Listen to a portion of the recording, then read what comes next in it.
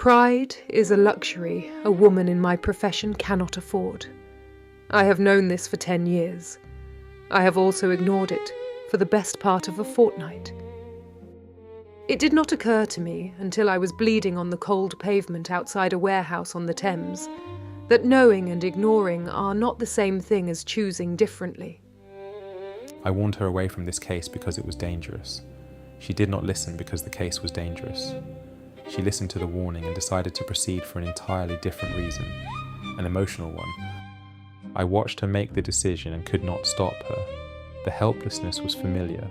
What was new was the blood. Maud West, private inquirer, licensed, discreet, and, as of a grey November afternoon in 1930, in possession of a wounded arm, a closed case file, and a very clear understanding of the difference between professional competence and professional judgment.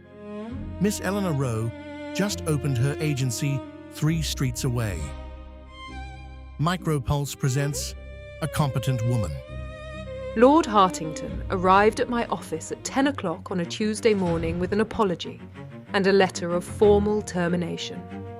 He sat in the leather chair across from my desk. A man of 63, accustomed to making decisions and sticking to them, and told me that Miss Eleanor Rowe had taken on his estate matter. Miss Rowe was very thorough, he said. Miss Rowe had better references. Miss Rowe had, in his estimation, a more systematic approach. He did not meet my eyes when he said it. I said I understood. I said I wished him well. I meant both of these things entirely. I also meant something else, which I did not say. He left the letter on the desk and departed. I did not watch him go. Within the week, the Cavendish family sent their regrets. Miss Rowe's offices were better appointed, their secretary wrote. Miss Rowe had connected them with a solicitor of some standing. Miss Rowe, it seemed, did not work from an ordinary office, on an ordinary street. Miss Rowe had made herself respectable in the way that I have never bothered to become. 26 years old, Cambridge educated, quiet gentility, 14 days, 2 clients.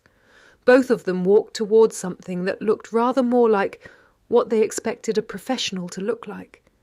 I was left staring at a remarkably empty appointment book when my secretary brought in the Morning Post. Tucked beneath the gas bills was a soiled, cheap envelope with no return address. Inside was a single sheet of lined paper from a merchant seaman who refused to sign his name. He wrote that a criminal outfit, the Bartholomew gang, was systematically stripping cargo from the docks near Tower Bridge, costing honest traders their livelihood. The police were looking the other way. The dockmaster was compromised. He begged me to look into it, because the yard lacks the teeth, and the new lady detective in Mayfair only takes clients with titles. It was precisely the sort of case I would normally refuse. Too many variables, too many men who did not follow rules, too much opportunity for something to go badly wrong. It was a rough, working-class masculine space where a woman alone stands out like a beacon. It was also exactly the sort of dangerous, unrespectable case Eleanor Rowe would never touch.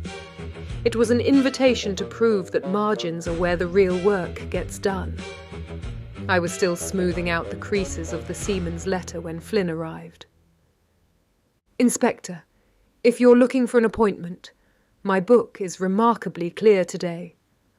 Put the pen down, Maud, and don't bother hiding the letter. I know exactly what's written on it. "I didn't realise Scotland Yard had taken to reading my Morning Post, Flynn." We don't read your post. We read the telegrams of the Bartholomew gang. My men intercepted a message from a dockside receiver 3 hours ago. It said they'd successfully baited the West woman with a fake tip about a wine shipment. They are setting a trap for you to clear themselves of a yard operation, and you are walking right into it, because your pride is bruised by Eleanor Rowe. "Then it seems I have an advantage, Inspector. I know it's a trap before I arrive." Maud, I am advising you away from it. The situation requires preparation, official assistance, proper organisation with the yard. It is not the sort of matter you can handle independently. I understand. Thank you for the warning. I'll bear it in mind. Maud, I mean it. This is not a matter to approach lightly. I said I'll bear it in mind, Flynn.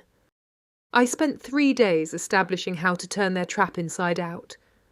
Flynn was right about the wiretap, but he underestimated my access. I had a contact who dealt in stolen cargo, a supervisor who had no love for the Bartholomew gang. He gave me the layout of the warehouse complex near Tower Bridge. I told my secretary I was meeting with a client and left the office at 4 p.m. on a Thursday. I knew they were waiting for me. I knew they wanted to pin a falsified manifest on me to throw the police off their scent. What I did not calculate was how quickly an ambush dissolves when men get nervous. The wine was waiting where the fake tip said it would be. Crate 23, third row from the east wall. A man named Docker Sam arrived with 2 other men to complete the transfer. One was a new man. I called him Flask Man, who had the kind of attention span that comes from being not quite sober and entirely unpredictable. I offered the envelope of money. Docker Sam took it, counted it, and smiled. It was the smile of a man who knew he didn't have to deliver any goods. The performance was over. I moved toward the exit, perhaps 20 feet away. Flask Man cut off that route with his body, his voice thick with dockside gin as he sneered that I was one of those yard girls. They weren't just going to frame me. They were going to ensure I couldn't testify when the yard's net finally closed. The warehouse is a maze of cargo racks, stacked pallets, and places that echo. It is a place where a woman alone can be hurt without anyone hearing it. I turned toward the stairwell leading to the roof. I made it 6 steps before Flask Man caught me. He was not trying to catch me. He was trying to stop me. His tool was a docker's hook, a metal implement about 18 inches long, used for moving cargo, sharp enough at the end to pierce canvas, burlap, and flesh. The hook caught my arm. Not deeply enough to kill, but deeply enough to open the skin. Sharply enough to draw blood. And with enough force that I understood, in the split second it happened, that I had made a catastrophic error in judgment. I did not stop moving. I lunged up the stairs, kicking back hard into his chest. As he stumbled back, my fingers hooked into the breast pocket of his coat, tearing away a thick leather-bound book as I tore myself free. They did not follow. The blood on the floor and the sound of distant police whistles on the riverfront meant their time had run out. I was on Dock Street before my arm had stopped bleeding enough to notice it was still soaking through my sleeve. I went directly to the yard. I did not go home. I went to the one place where I knew there would be someone who would understand what I had done without making me explain it. We will pause our recording at the threshold of the inspector's office. If you have followed the detective's ledger this far into the night, ensure you are subscribed to the MicroPulse archive so you never miss a midnight inquiry or an unsealed file. Drop your location and the hour you are listening in the comments below. The theatre reads every note.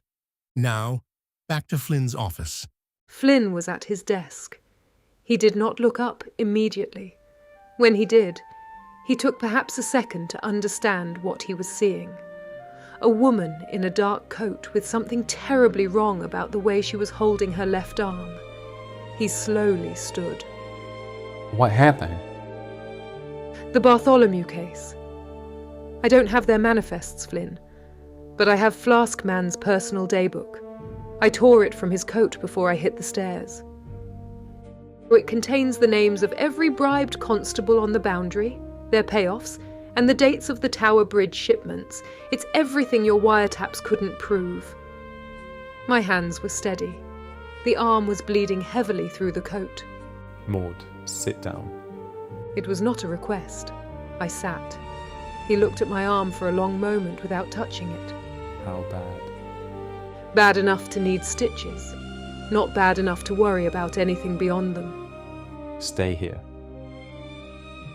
He left the office and returned with a medical examiner from downstairs. The doctor set up his instruments on Flynn's desk. The cut was 2 inches long, jagged, deep. The doctor asked how it happened. I said I fell. The doctor did not believe me, but he had the grace not to press the point. Flynn stood near the window the entire time. He did not look at me. He did not look at the doctor. He looked at the London night outside, his back completely rigid. The stitching took 10 minutes. The doctor packed his shears, gave his warnings, and left. Flynn did not sit back down. He remained standing by the glass. The silence lasted perhaps 2 minutes. It felt considerably longer. Flynn did not move. He remained at the window with his hands at his sides. A man who would very much like to say something, and had decided, with immense difficulty, not to say it. You did warn me away from this case. I did. And I proceeded anyway, for reasons that were not professional. He looked at my arm, at the fresh black thread holding the skin together, and then up to my eyes.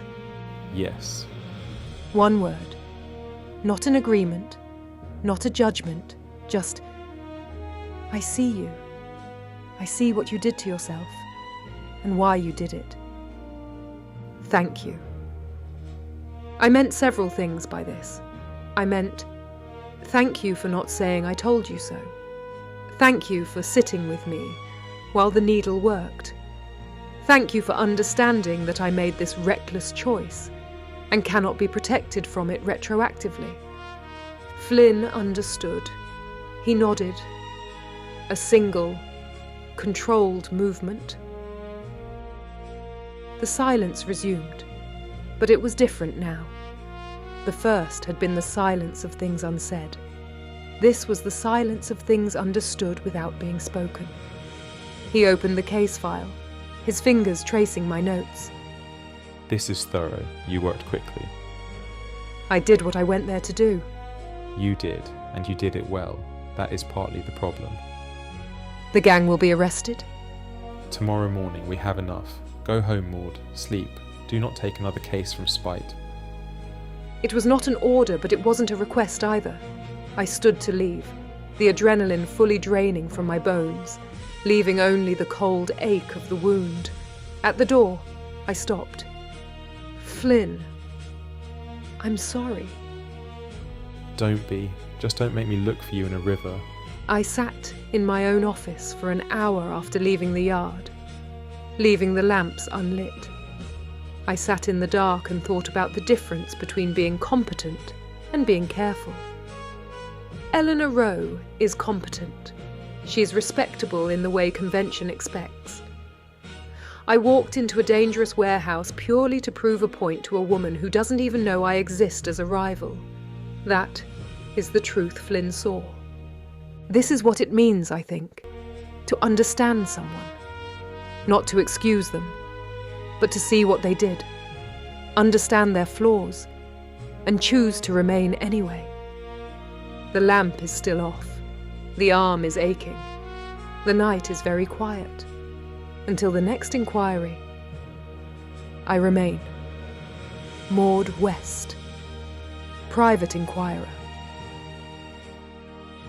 You've been listening to the case files of Maud West. Tonight's episode, A Competent Woman. But while one ledger closes in the dark of the docks, another unseals at midnight. Join us next time for The Inheritance, when a complex case of estate fraud forces Maud to choose between a client she likes and an innocent sister framed by the evidence. Click right here on your screen to step directly into the next file, and we will see you in the archive.